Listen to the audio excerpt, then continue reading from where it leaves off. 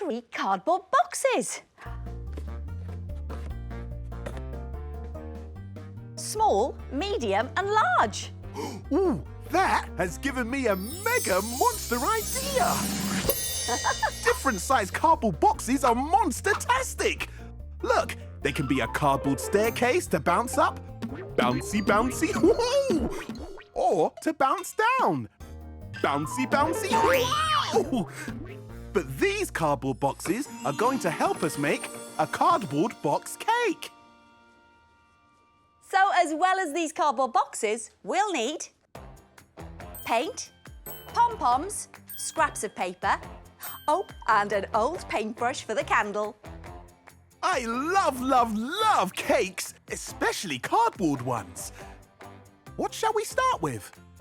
Let's start with the smallest box. This will go at the top of the cake. Take a pencil and carefully make a hole in the top of the box. Pop! This is where our paintbrush candle will go later. I'm ready to paint those cakes. We're painting our boxes a cakey brown colour. And we're also using white paint for the drippy icing. But you can paint yours any colour you like. Hey, hey, hey, hey! Painty, painty, monster painty! When it's dry, all we have to do is build up the layers of our cardboard cake by gluing the boxes on top of each other. It looks good enough to eat. Well, remember, Murphy, it's not really food, so we can't eat it. But we do need to decorate it. Ooh, I think we need a little help. Ooh. Ooh.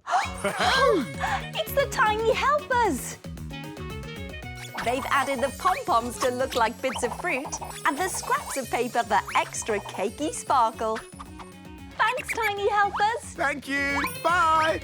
There's one thing left to do. We're going to use the old paintbrush to be the candle on top of our cake.